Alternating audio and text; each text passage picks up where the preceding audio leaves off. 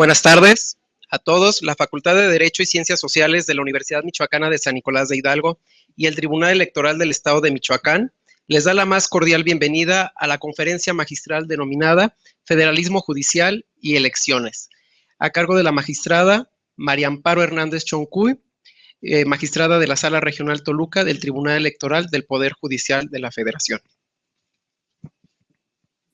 Agradecemos la asistencia y presencia del senador de la República, Agustín Trujillo Íñiguez.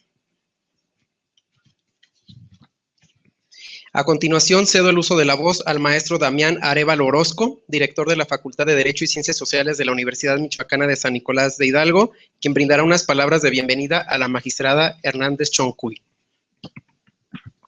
Muy buenas tardes. Magistrada María Amparo Hernández, es muy importante su presencia en nuestra comunidad.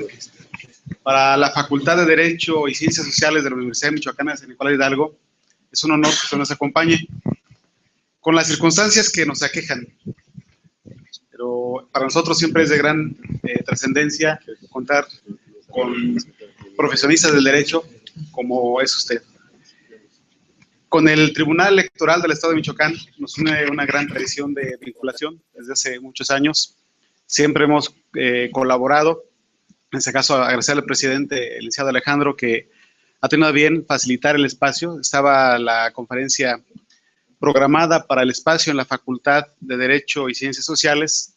Lamentablemente, por una situación del sindicato de profesores, en una lucha justa que consideramos lo hacen en ese sentido, no se pudo desarrollar. No tenemos un impedimento, pero por prudencia y para no alentar otro ánimo, decidimos que pudiera ser fuera de las instalaciones de la facultad.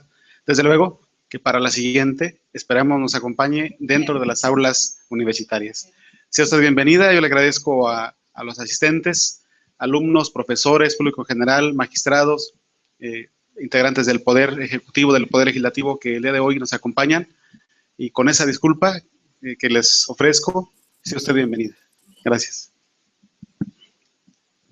Enseguida, el magistrado Alejandro Rodríguez Santoyo, presidente del Tribunal Electoral del Estado de Michoacán, dirigirá un breve mensaje a la magistrada conferencista. Buenas tardes a todos. En realidad se trata solamente de un saludo y de agradecer de manera muy puntual a la doctora Amparo Hernández Choncuy, magistrada de la Sala Regional Toluca, y también al maestro Damián Arévalo, director de nuestra Facultad de Derecho, el que estén hoy en esta su casa, para hacer un ejercicio más en materia de capacitación. Será, desde luego, una oportunidad más para conocer de la experiencia que ha tenido usted en esa importante labor en esa Sala Regional de Toluca. Estuvimos el pasado lunes muy atentos acompañando a la magistrada en los trabajos del informe relativo a las actividades de la propia sala, y pudimos constatar y darnos cuenta del gran trabajo que ha llevado a cabo ese órgano jurisdiccional electoral en las labores de resolución de los diversos casos que se presentaron a lo largo del proceso electoral, y constatamos que hay un gran profesionalismo también en ese órgano y un gran compromiso con México de sacar adelante los temas. Una vez más le agradecemos mucho, y también a todos los presentes. Asimismo, se les da las gracias por su asistencia a los diversos vocales de la Junta Local Ejecutiva del Instituto Nacional Electoral, al consejero jurídico del Gobierno del Estado, a los representantes de los diversos partidos políticos, a los consejeros del Instituto Electoral de Michoacán y a los medios de comunicación que están presentes. Muy buenas tardes. Me da mucho gusto estar ahorita aquí con ustedes. Veo muchas caras conocidas y eso me da mucho gusto. Muchas gracias al presidente del tribunal, a los magistrados del tribunal. Me da de verdad mucho gusto estar esta tarde aquí con ustedes, grandes anfitriones a la universidad, que me llevo como saldo pendiente otra visita para conocer la facultad y tener la oportunidad de exponer en esas aulas. Me da mucho gusto ver aquí al senador, autoridades electas, representantes de partidos, a quien muchas veces tuve la oportunidad de escuchar en Toluca cuando estábamos viendo los asuntos que eran en entonces los que tenían depositados sus intereses.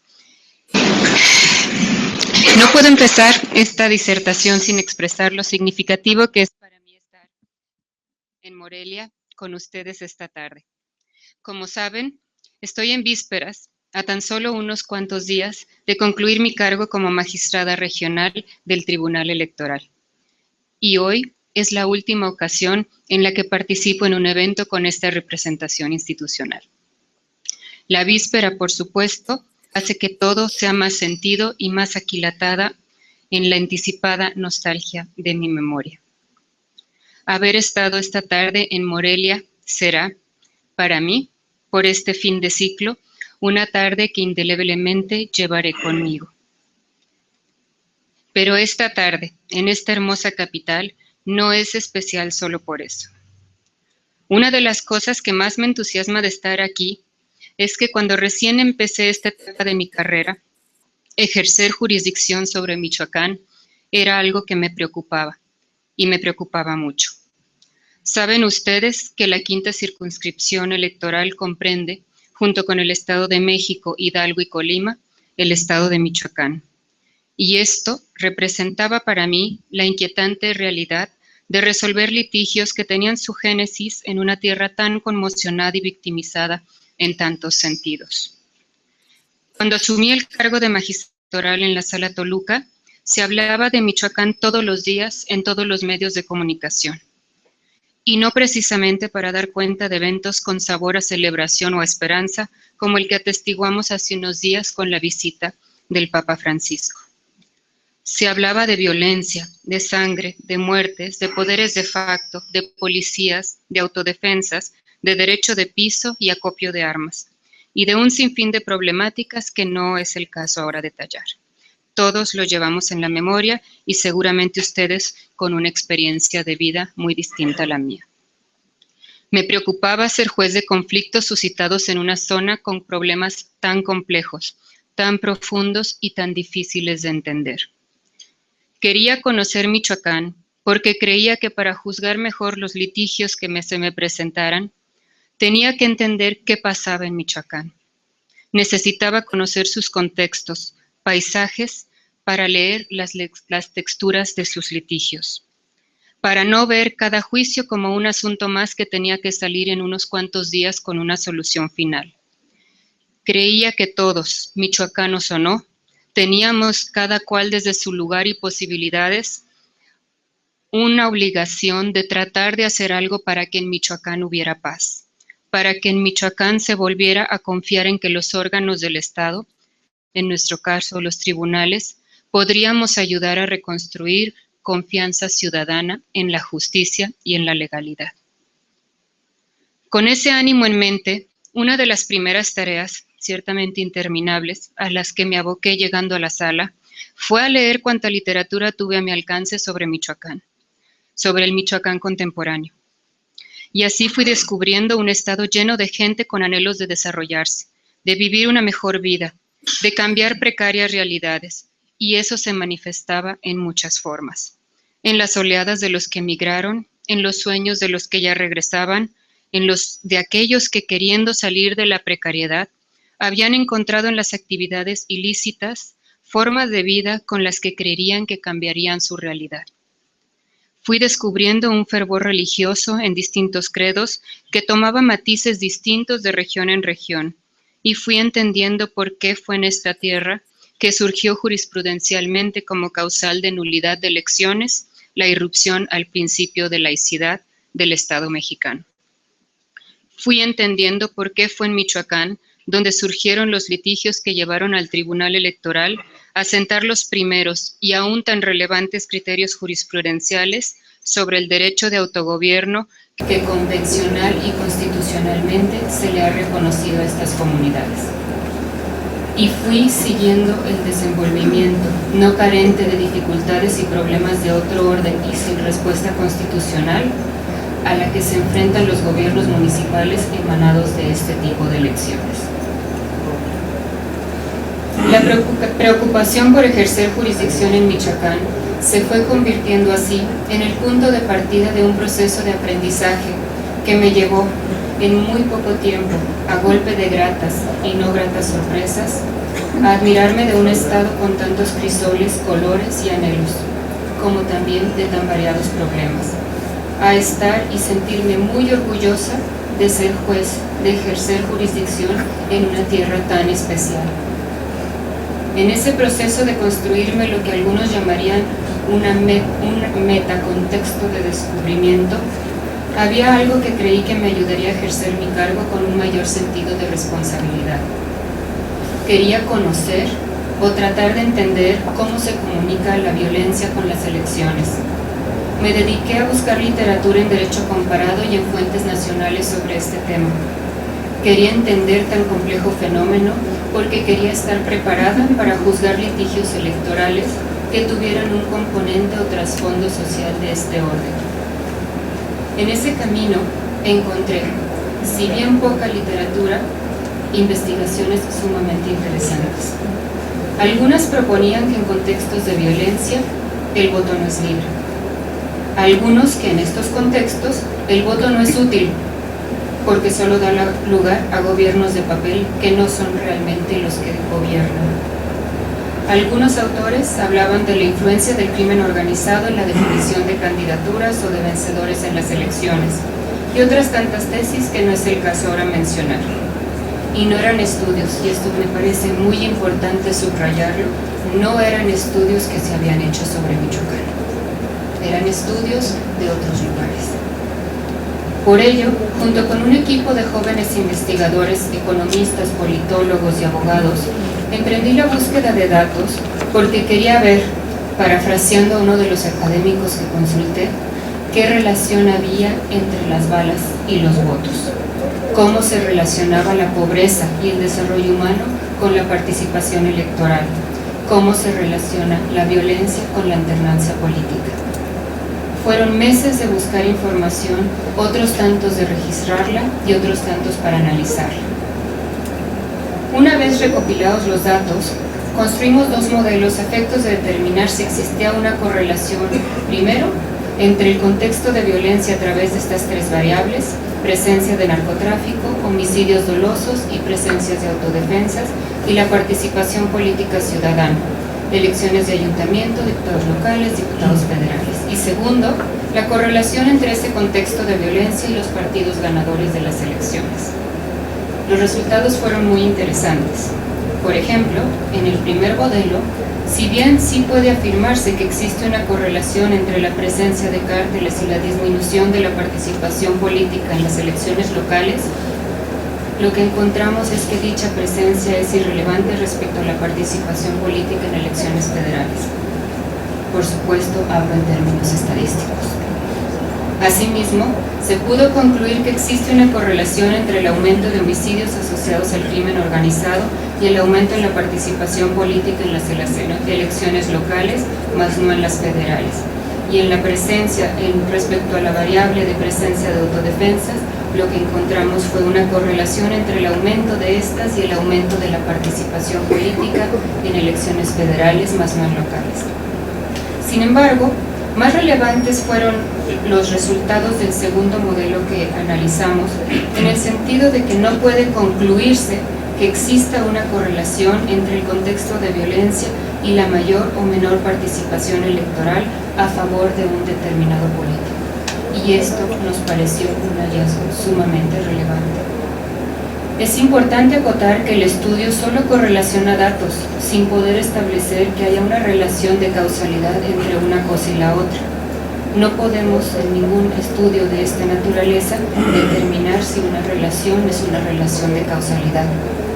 Nadie mejor que ustedes, que conocen sus contextos, podrán sacar mejores conclusiones que cualquier estudio estadístico. Pero independientemente de estos resultados, es sabido que en el último proceso electoral sí hubo sangre.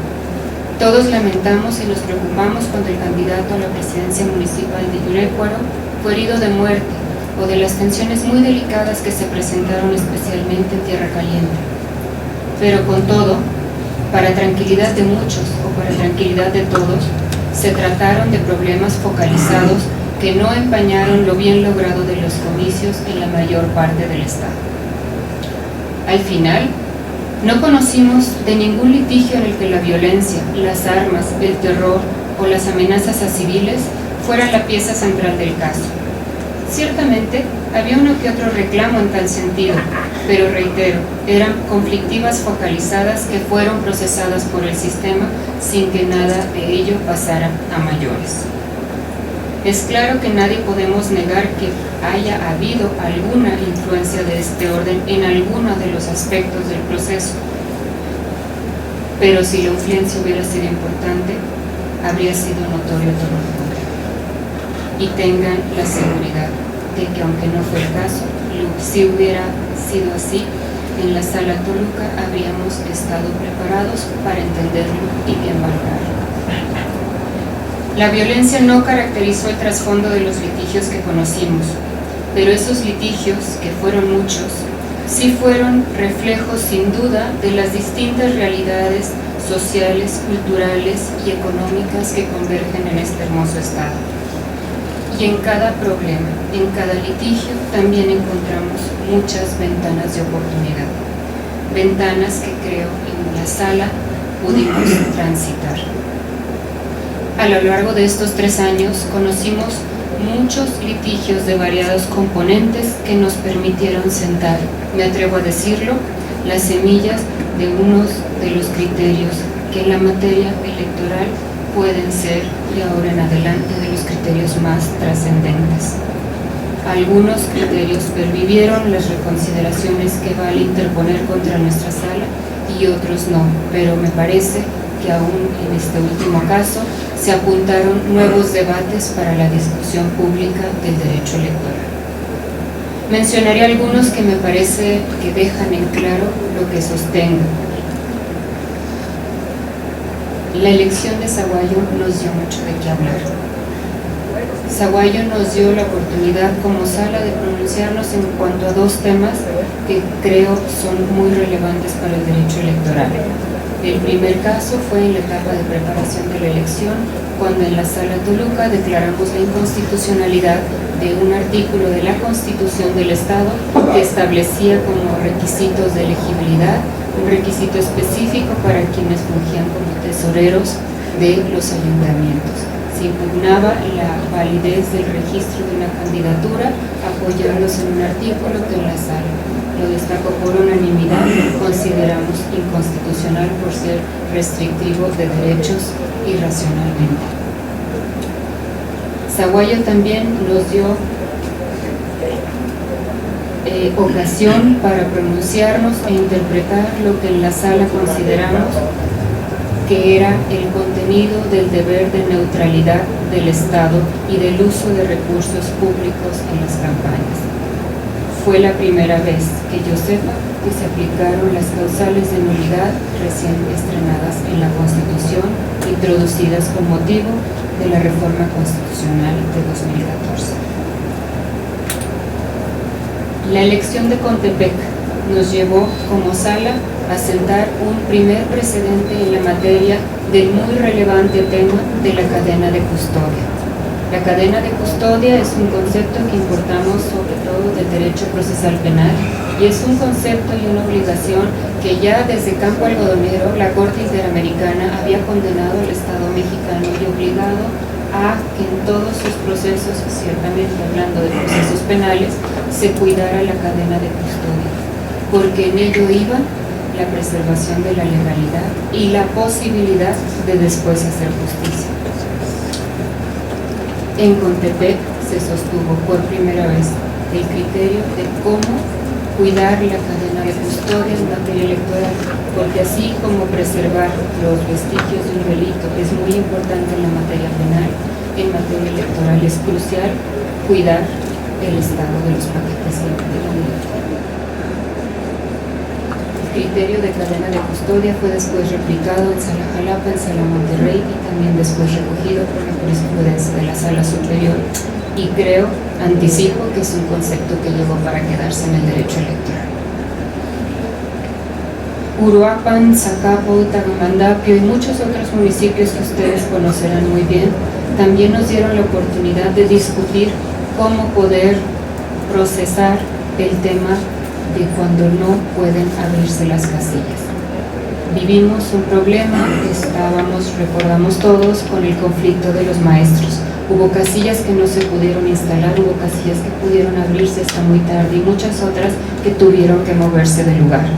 Esto nos representaba el reto de tener que buscar formas de tratar de averiguar, de medir qué impacto habrían tenido todos estos factores en el resultado de la votación y sobre todo tratar de solucionar la pregunta de fondo, que más que nada era si todas esas incidencias habrían distorsionado la voluntad ciudadana.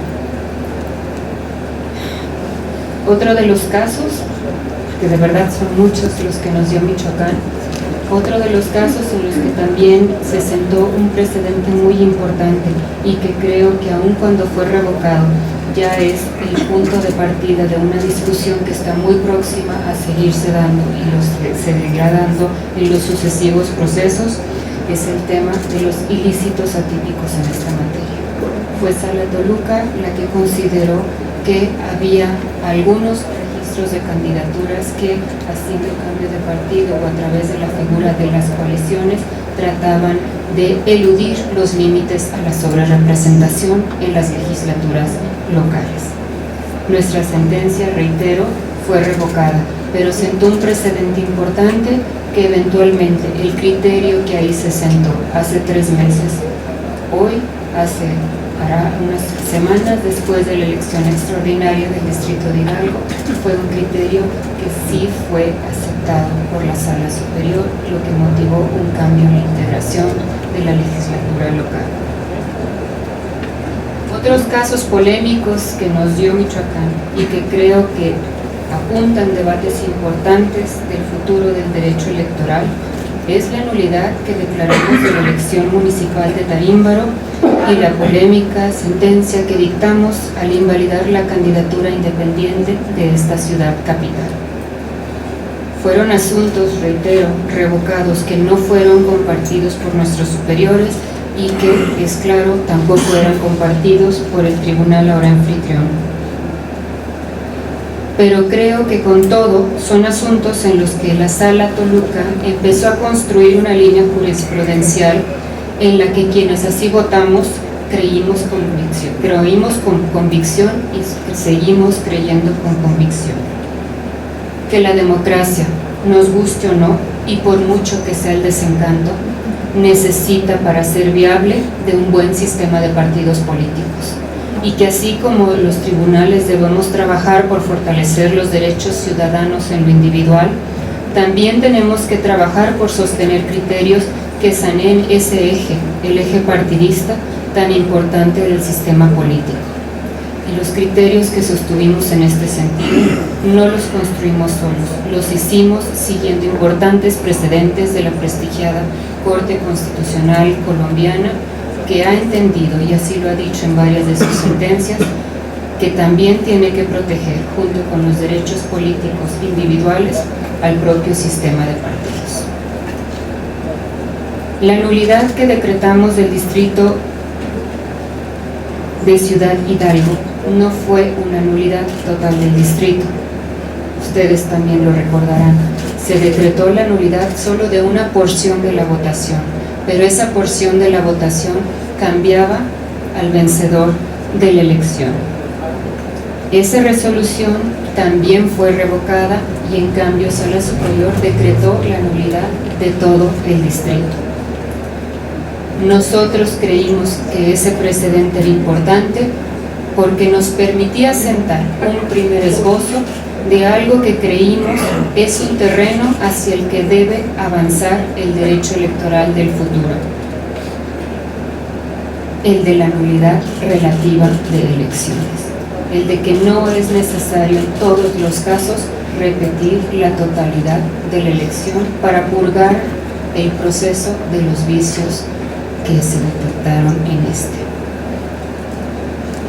Voté sola en otros asuntos en los que tampoco convencí a mis compañeros, pero los quiero mencionar porque me parecen asuntos que, con todo y que me quedé en la minoría, son importantes y no quiero dejar de pasar esta ocasión en insistir y explicar por qué los voté como los voté. Discutimos en la sala, en revisión por supuesto de una sentencia de este tribunal, cómo debían distribuirse las regidurías de representación proporcional en los municipios. Lo hicimos particularmente a propósito del municipio de Penjamilla. Fui ponente y mi postura no convenció a la mayoría. Yo proponía que todos los votos en blanco o los votos emitidos para candidatos independientes tenían que contar.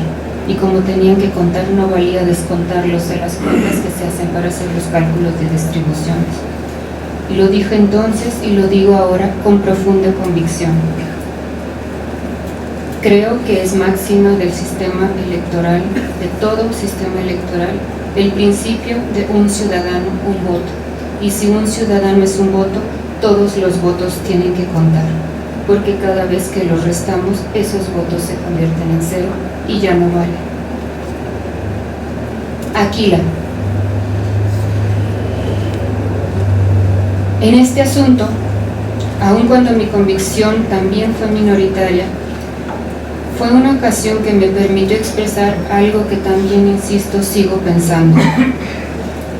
Y creo, y lo dije en mi voto, y lo dije muchas veces en esa muy acalorada sesión pública, que si la nulidad es la última ratio del sistema jurídico electoral, y lo es porque es privativa de muchos derechos humanos, las autoridades tenemos el deber de procurar en nuestro quehacer que cada voto cuente, así sea que a veces tengamos que asumirnos como auténticos arqueólogos electorales para reconstruir con mínimos vestigios los resultados de una elección.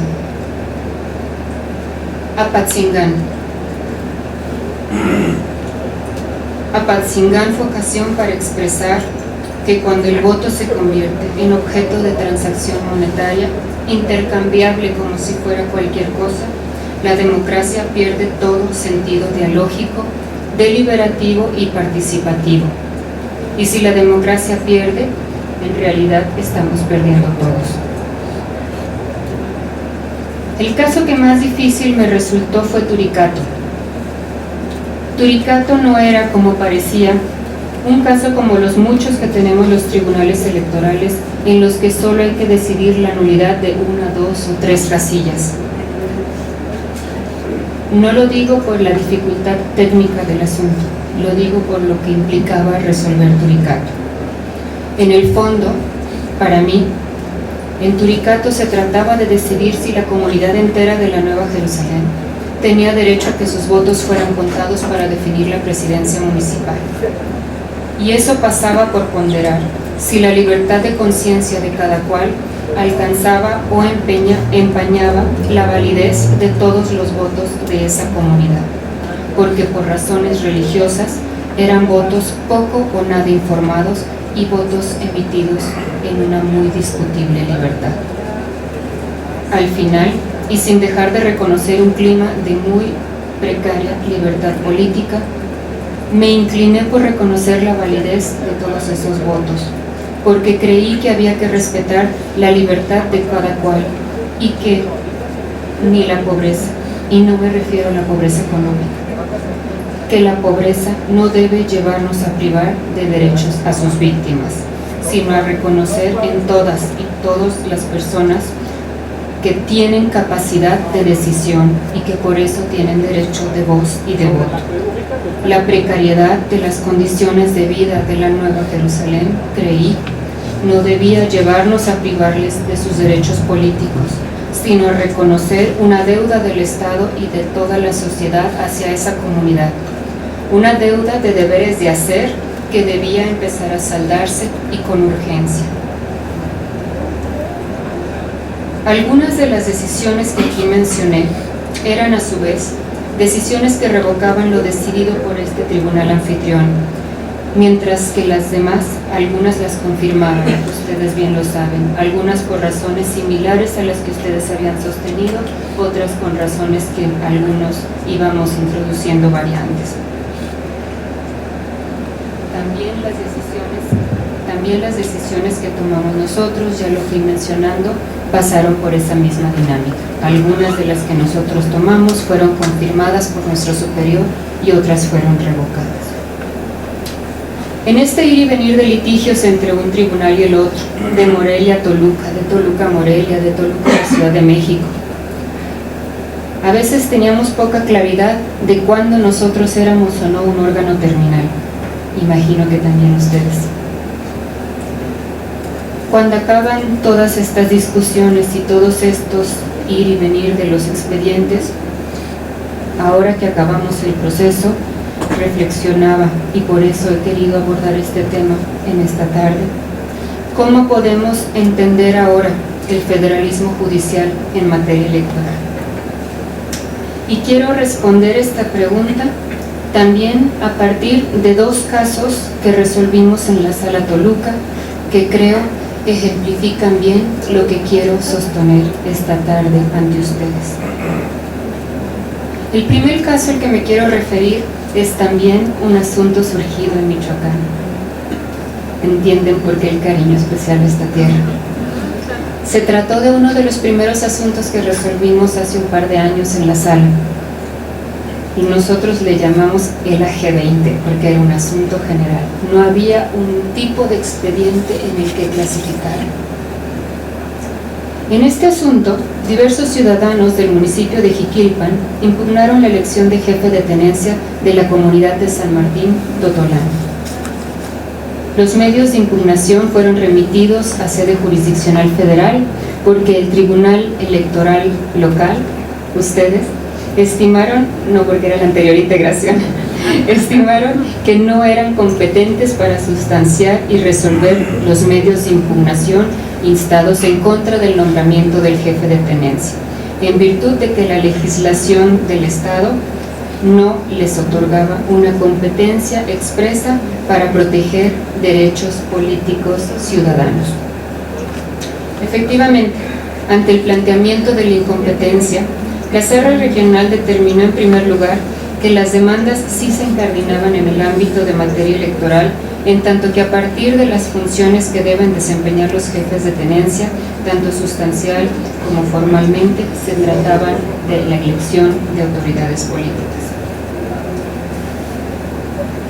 Pero lo más importante del asunto fue que la Sala reconoció que a pesar de que las leyes de Michoacán no establecieran ni en su Constitución ni en su Ley Procesal Electoral la posibilidad de que el tribunal pudiera atender, procesar y decidir litigios instados por ciudadanos, conocían de litigios instados por partidos, sí lo podían hacer.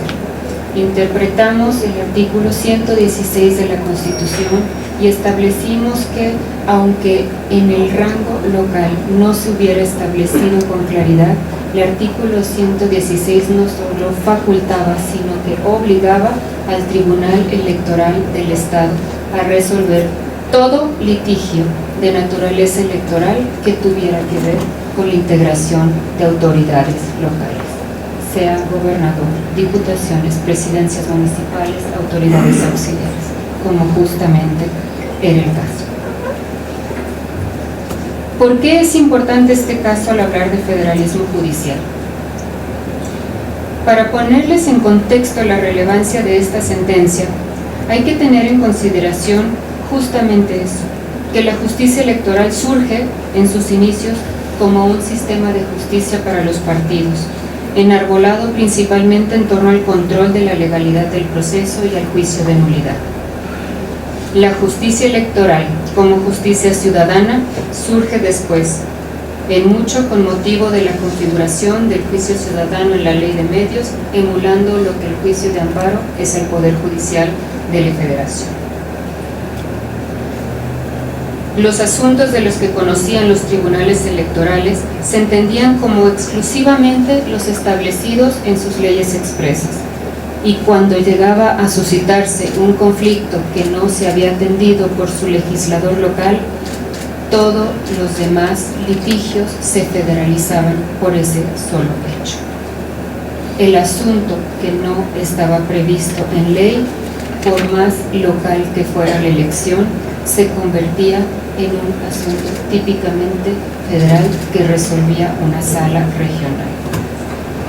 Lo que viene a ser esta sentencia, que sí fue confirmada por Sala Superior y ahora es jurisprudencia firme que se ha aplicado para todo el sistema jurídico electoral, es reconocer y afirmar que todo conflicto de orden electoral que surja dentro de un estado con motivo de elecciones de ese orden o del orden municipal es competencia originaria y debe resolverse por los tribunales locales. Los conflictos locales no tienen por qué federalizarse solo porque la legislación local es ayuna de causas procesales. Al final, y siempre reconociendo que lo ideal es tener leyes procesales, estas no dejan de ser instrumentales para que cumplamos con nuestros cometidos. Así y ahora, todo conflicto empieza y tiene que resolverse por los tribunales estatales, salvo el caso que sabemos de casos de urgencia en los que a través del latinazgo per saltum nos vamos directamente a una sala regional. Esto que digo, que todo conflicto sea procesado y resuelto primero por un tribunal local, no lo digo que es bueno solo por el prurito de que tenemos que defender el federalismo por el federalismo mismo.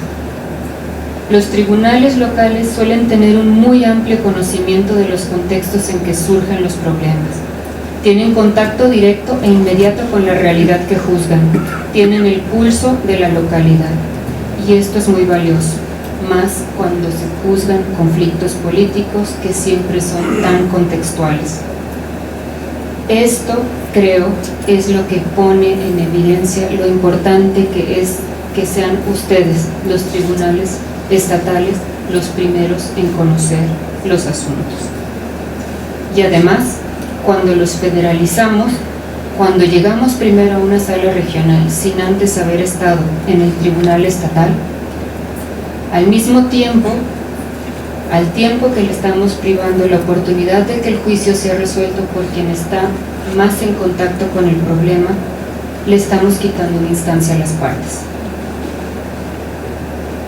Las partes que tendrían que tener la posibilidad de tener una segunda instancia se quedan sin esa posibilidad, porque en muchos casos esa es su primera y única alternativa.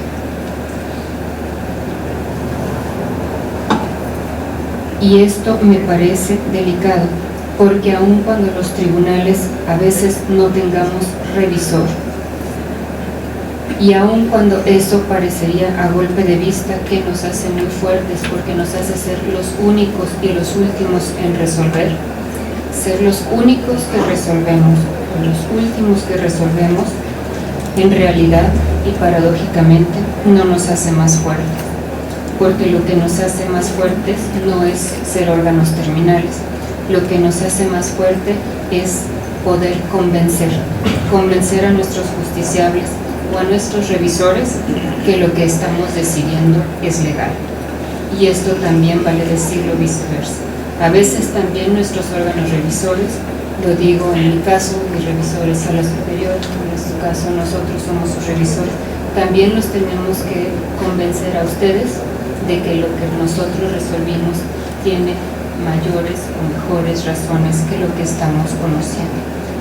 O ustedes convencernos a nosotros, pero por eso creo que lo que nos hace fuertes es convencernos unos a otros y no ser los últimos en tomar las decisiones. Con todo y las bondades que ya mencioné, tiene que los primeros jueces sean los jueces locales. La revisión del mismo litigio en otras latitudes también tiene sus bondades, porque quien está lejos también tiene una ventaja, y tiene la ventaja de no estar cautivo de las inercias locales que gravitan, quizás inconscientemente, en quien ahí habita. Si se vale la metáfora, tan importante es el microscopio como el telescopio, y no son instrumentos excluyentes, sino complementarios. Y esto me lleva a un último punto que quiero tocar antes de mencionar el segundo precedente que creo cierra el círculo de la tesis que hoy quiero afirmar. el federalismo judicial en materia electoral no puede entenderse ni predicarse igual que cuando se habla de federalismo judicial en cualquier otra materia. Y la razón de esto es relativamente sencilla. Cuando se habla de federalismo judicial, generalmente estamos haciendo referencia a un esquema en el que los tribunales estatales resuelven lo estatal y los federales lo federal. A que los tribunales federales no tienen por qué convertirse en revisores invariablemente de lo decidido por los tribunales superiores locales. Federalismo judicial es una discusión que tiene décadas en nuestro constitucionalismo y se nos han ido los años discutiendo si el juicio de amparo es invasivo de la soberanía estatal, si los jueces de amparo deben estar revisando las sentencias de los tribunales superiores. No es el caso por ahora recordar ese debate, que dicho sea de paso, creo que ahora tenemos que replantear después del reconocimiento del control difuso. Pero sí lo traigo a colación, más bien en un ánimo de explicar por qué cuando hablamos de federalismo judicial en materia electoral estamos hablando de problemáticas muy distintas. Y es que en todas las demás materias, cuando un juicio de amparo se revisa una decisión tomada por un tribunal local, ese litigio, en la generalidad de los casos, ya tuvo dos instancias. Y eso no pasa en la materia electoral. En la materia electoral tenemos un tribunal que suele ser la única y primera instancia para resolver los litigios. Siendo esta mi particular visión del federalismo judicial en la materia, siendo esta la necesidad que veo y la conveniencia que veo en que haya primero un tribunal local, pero no por ello que se excluya una revisión que no sea local, es por eso que creo que no debemos preocuparnos mucho ahora, porque el juicio de revisión constitucional, antes, hasta hace algunos años, de muy limitada procedencia, sea cada vez más abierto. Hoy en día, creo que no es con limitaciones a la procedencia de los juicios como se salvaguarda, o mejor salvaguarda, el federalismo. La segunda sentencia que creo que explica cómo entiendo el federalismo judicial en la materia electoral es una sentencia que dictamos también en un caso michoacano. Se trata de un asunto intrapartidario que estábamos en la etapa de preparación de la elección. Había una sentencia dictada por este tribunal que no fue cumplida en su momento. No quiero mencionar nombres de partidos políticos porque no quiero distraer la atención hacia ese aspecto. En esencia, lo que para nosotros era la parte relevante del caso es que este tribunal había dictado una sentencia ordenando al partido político a realizar ciertas acciones para regularizar la legalidad de la candidatura de dos personas y el partido político no lo hizo. Las personas que habían obtenido la protección de este tribunal vinieron con ustedes y después con nosotros a pedir que les diéramos la protección judicial y ya lo que pedían no era que analizáramos la legalidad de la candidatura, lo que pedían era que la sentencia que ustedes dictaron realmente fuera efectiva porque había sido burlada. Esto nos llevó como sala a tener que discutir si las salas regionales podíamos o debíamos estar abriendo causas procesales para resolver ya no la legalidad de la candidatura, sino para resolver si la sentencia local había sido o no respetada en su momento. Y sí lo hicimos. Esta sentencia me parece de suma relevancia para lo que estimo debe ser un nuevo entendimiento del federalismo judicial. Los tribunales federales, cuando actuamos como revisores de los tribunales electorales estatales, tenemos como función legitimar debatiendo, y esto quiero enfatizar, no legitimamos porque confirmemos ni solo cuando confirmamos, legitimamos porque discutimos y discutimos públicamente lo que decidieron. Pero, y por eso traigo a colación esta segunda sentencia, no agotamos en ello nuestra función. Tenemos además, lo digo a título personal, y lo creo con convicción, un importante deber más allá de la convalidación, sino de solidaridad frente a los tribunales estatales. tenemos la obligación, ciertamente no escrita en ningún texto legal, pero no por eso inexistente, de acompañar y apoyar a los tribunales electorales locales. Y esto pasa por cosas tan sencillas como coadyuvar en la capacitación de su personal, como tener una sana comunicación institucional, hasta cuestiones tan importantes como apoyarlos en que lo que ustedes decidan, cuando ya es cosa juzgada, sea respetada. Esta dimensión solidaria del federalismo encuentra su fundamento en la concepción del Estado mexicano como un Estado social de derecho, cuya racionalidad descansa no solo en el respeto por las libertades, sino también en la garantía del principio de igualdad en dos sentidos. Primero, garantizando no solo una igualdad formal, sino también material, de forma que sean satisfechas las necesidades básicas de todas las personas, de forma progresiva y no regresiva, y acorde a criterios de justicia distributiva. Pero también, y esto va a colación de este federalismo solidario del que hablo, garantizando un equilibrio entre la autonomía y la unidad, entre lo regional y lo nacional, de forma que todos los poderes y órganos del Estado mexicano, en sus respectivas competencias, se comporten de acuerdo con la Constitución y tengan en cuenta un interés común que va más allá de los territorios, la garantía de un mínimo de armonía en las condiciones de vida de las personas. Así, el principio de solidaridad del que hablo constituye una suerte de cláusula general que exige a los poderes públicos coordinarse y cooperar entre sí para ofrecer a los ciudadanos, a través de una organización y coordinación adecuada, la satisfacción de las necesidades sociales básicas. Y esto no escapa la impartición de justicia. Las autoridades, incluyendo las jurisdiccionales, tenemos el deber de cooperar y ser leales a la Constitución, de forma que facilitemos que cada cual pueda ejercer sus respectivas competencias. Debemos cumplir con esa lealtad constitucional, de forma que todos los poderes públicos aceptemos las reglas del sistema, procuremos activamente su conservación y coadyuvemos unos con otros para que cada cual pueda lograr sus cometidos. Al final, todos estamos trabajando, o tendríamos que estar trabajando, por la misma comunidad, con el mismo objetivo, que es mejorar las condiciones de vida. En el fondo, creo que este es el espíritu que está detrás del artículo 119 constitucional. Un artículo que fue redactado hace alrededor de 200 años, el cual creo traído a tiempo presente e interpretándolo en consonancia con la reforma en materia de derechos humanos de 2011, respaldaría, creo que sin ningún problema, esta intelección que les propongo.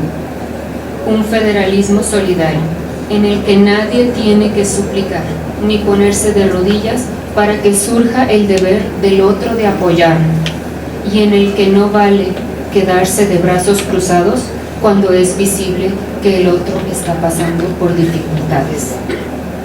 Por esto, creo, la sentencia que les acabo de mencionar me parece sumamente importante, porque tiene como trasfondo un mensaje contundente y para mí imprescindible en un federalismo judicial traído a tiempo presente. Y ese mensaje es que tenemos que apoyar y hacer lo que esté en nuestro alcance para que lo decidido por los tribunales estatales, cuando ya es cosa juzgada, sea respetada, nos guste o no lo que aquí se haya decidido. Si no lo hacemos, flaco favor le hacemos a la justicia local al amparo de un trasnochado entendimiento del que es un federalismo judicial. Esa visión de federalismo en el que lo regional no debe procesar el cumplimiento o incumplimiento de sentencias de los locales, porque eso corresponde a los tribunales locales, me parece muy difícil de sostener hoy en día en una materia en la que lo nacional, lo federal y lo local se superponen todos los días en todos los aspectos.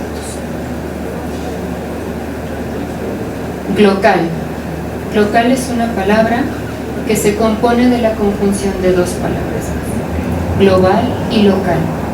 Es una palabra que surgió en la mercadotecnia, algunos dicen que surgió en la sociología, los politólogos ya también la empiezan a usar. No tiene sentido, creo, tratar de averiguar quién fue el que acuñó este término, pero creo que es un término que vale traer hoy a colación. El mundo está cambiando y al tiempo que se avanza en muchos aspectos hacia la homogeneidad o estandarización en todo el planeta, en ciertos aspectos, de ahí lo global, por paradójico que parezca, resurgen localismos que no pueden dejar de convivir con las tendencias mundiales o que las modalizan porque va en ellos la identidad de cada cual y su particular forma de vida. Creo que podemos apoyarnos en este término para explicar lo que hoy creo debe verse como un nuevo federalismo. En esta vorágine de cambios institucionales y sociales, las relaciones entre federación y estados están también siendo objeto de importantes y definitorias mutaciones. Y en todo ello, creo, así como los sociólogos tratan de entender y explicar estas nuevas formas de vida con este concepto, creo que en el derecho constitucional debemos buscar y encontrar nuevos entendimientos locales también, que nuestra terminología no es otra cosa sino buscar nuevas formas de entender e interpretar la relación entre la federación y los estados, entre los tribunales electorales federales y estatales.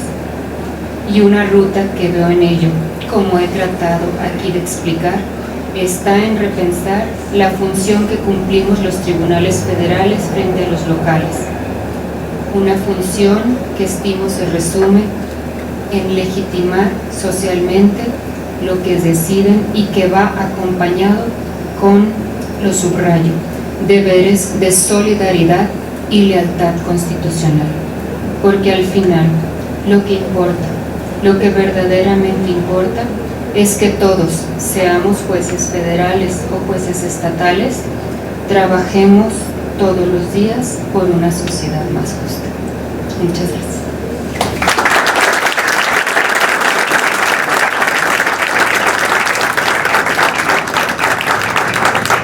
Muchas gracias, magistrada, por su valiosa intervención. También quiero agradecer la presencia de la licenciada Verónica García Reyes, secretaria de Enlace Legislativo y Asuntos Registrales de la Secretaría de Gobierno, quien viene en representación del Gobernador Constitucional del Estado de Michoacán. En este momento se decreta un espacio de preguntas y respuestas, por lo que les solicito que sea de manera ordenada y breve. Gracias.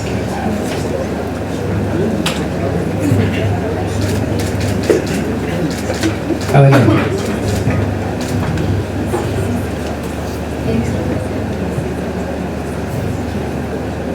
Adelante. Buenas tardes, magistrada, disculpe. Solamente quiero saber, a grosso modo, cuál es la diferencia entonces entre centralismo y federalismo electoral. Porque, bueno, a mí me quedó un poco la idea de que el centralismo puede ser normativo y el federalismo simplemente procesal.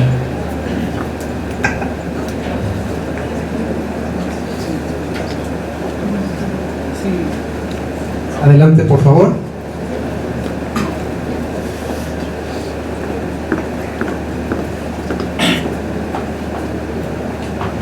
Buenas tardes, Liliana Martínez, soy la vocal de organización electoral de la Junta Local del Instituto Nacional Electoral. Felicidades por su exposición. Yo no soy abogada y me pareció bastante digerible la información. Ampliar la información de la primera parte de su intervención. En Michoacán se instaló el 100% de las casillas electorales, las instalamos todas. Respecto a casillas que se aperturaron muy tarde, bueno, realmente el sistema de información de la jornada electoral el día que operó el 7 de junio, a las 9 de la mañana ya teníamos el reporte del 82% de las casillas instaladas. La última que instalamos justamente fue a las 12 horas con 7 minutos, que correspondió a una casilla aquí en el distrito 08 de Morelia Oeste, debido a que, bueno, no se encontraban funcionarios presentes para la instalación. Efectivamente, reportamos aproximadamente 589 casillas con cambios de domicilio, pero estamos hablando de casillas, ¿no? A fin de cuentas equivalía más o menos al 10% de casillas con cambio de domicilio. Realmente no fue así como un cambio, bueno, no fue una gran cantidad de casillas que se cambiaron, lo que equivalió más o menos como a 120 domicilios. Esa sería mi intervención. Gracias. ¿Alguien más desea hacer uso de la voz?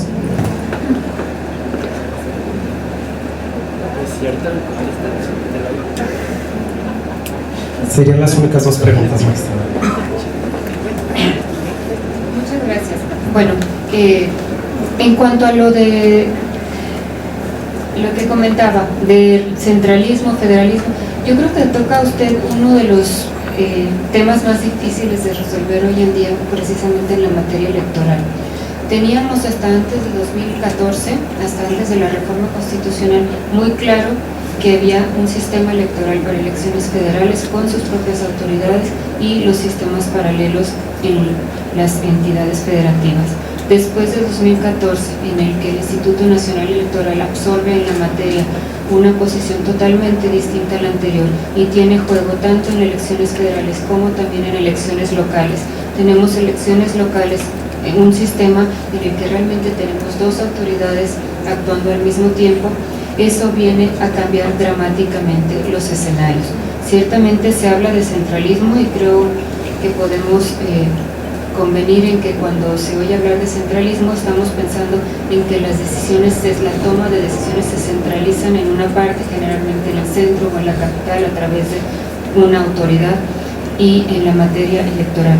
Cuando hablamos de federalismo judicial, el concepto de federalismo, yo no estoy hablando en esta ponencia de ese concepto de centralismo, yo me estoy centrando exclusivamente en el tema de tribunales, tema de la organización de la elección, de la que mucho se dijo que se había centralizado todo, que tampoco lo creo que se haya centralizado todo.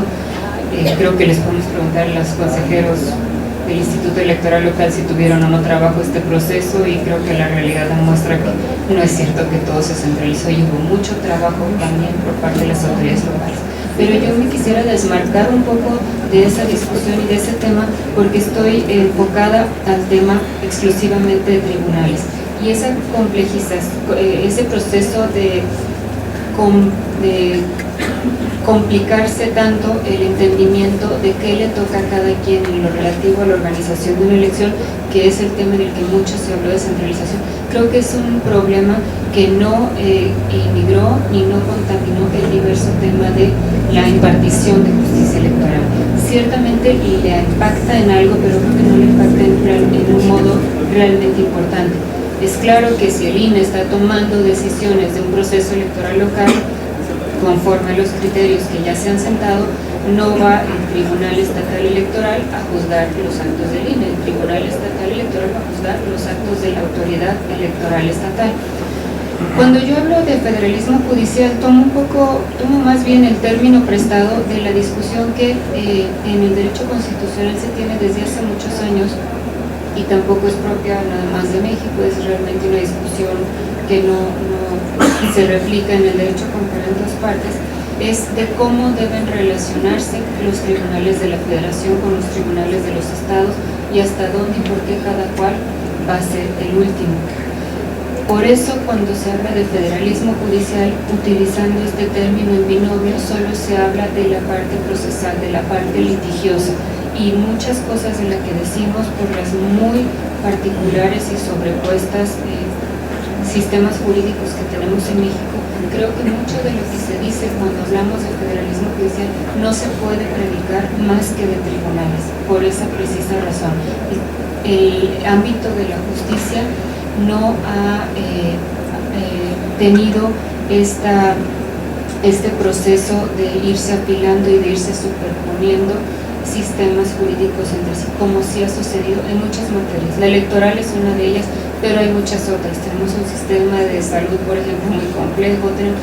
En muchas áreas de la administración pública, no solo de la organización de elecciones, sí sí se ha transitado hacia otros escenarios, pero creo que en la parte de impartición de justicia podemos todavía seguir hablando de federalismo judicial, usar el término exclusivamente para lo que tiene que ver con litigiosidad, y en donde sí quisiera aprovechar, no quiero dejar de aprovechar para insistir, es en la cuestión de que lo que hemos tradicionalmente entendido por federalismo judicial, creo que ante tantos cambios y ante tantas situaciones hoy ya tan distintas, no es lo que realmente nos hace ser federalistas.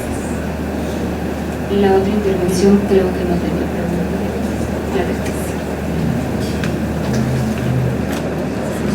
Adelante, por favor.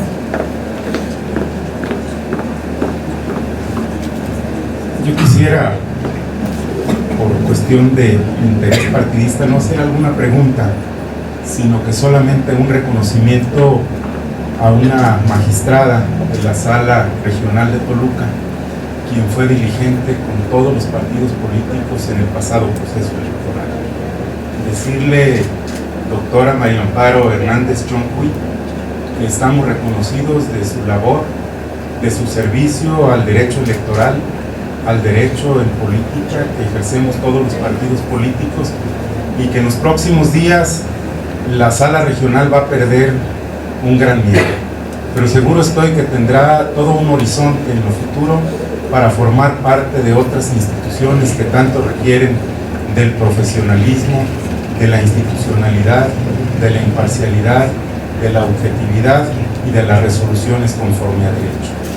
Yo he tenido la oportunidad de participar con los tribunales locales, primero presidido por René, un grupo de magistrados importantes, y hoy por Alejandro Rodríguez Santoyo, y decirles que en el PRI, el cual yo tuve el honor de ser presidente, hemos reconocido su responsabilidad, su labor, al igual que el Instituto Electoral de Michoacán, del Instituto Nacional Electoral a través de su vocalía especial, y que sobre todo hoy nos sentimos muy orgullosos de que la Universidad Michoacana, aunque no hubiésemos tenido la oportunidad de escucharla en el patio central de la aula o de la Facultad de Derecho, donde me honro en ser egresado, pero decirle que ya hemos tenido la oportunidad de recibir no solo a usted, sino al presidente del Instituto Nacional Electoral, a Córdoba Vianello, y que al igual que usted, con una sencillez, con una profesionalización de lo que es el derecho electoral, nos han permitido a quienes así hemos decidido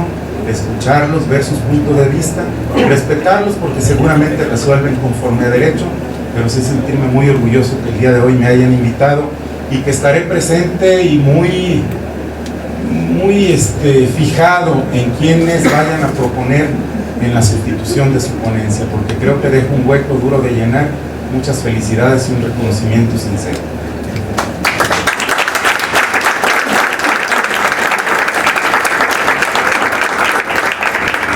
A continuación, el magistrado Homero Valdovinos Mercado, a nombre del Tribunal Electoral del Estado de Michoacán y de la Facultad de Derecho y Ciencias Sociales de la Universidad Michoacana de San Nicolás de Hidalgo, hará la entrega de un reconocimiento a la magistrada Hernández Choncuy por su conferencia magistral.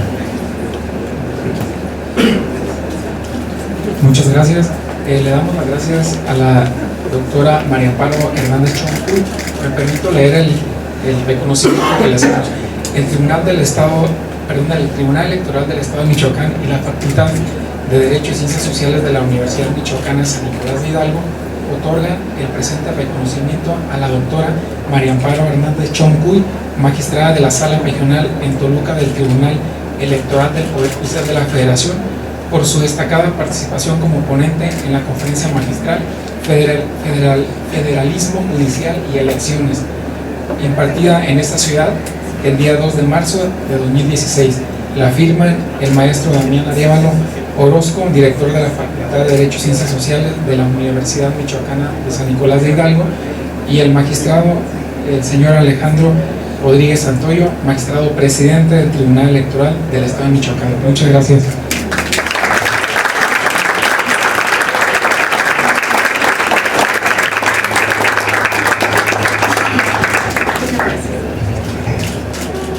Perdone. De igual manera, el magistrado Rubén Herrera Rodríguez hará entrega de un pequeño presente en nombre del Tribunal Electoral del Estado de Michoacán.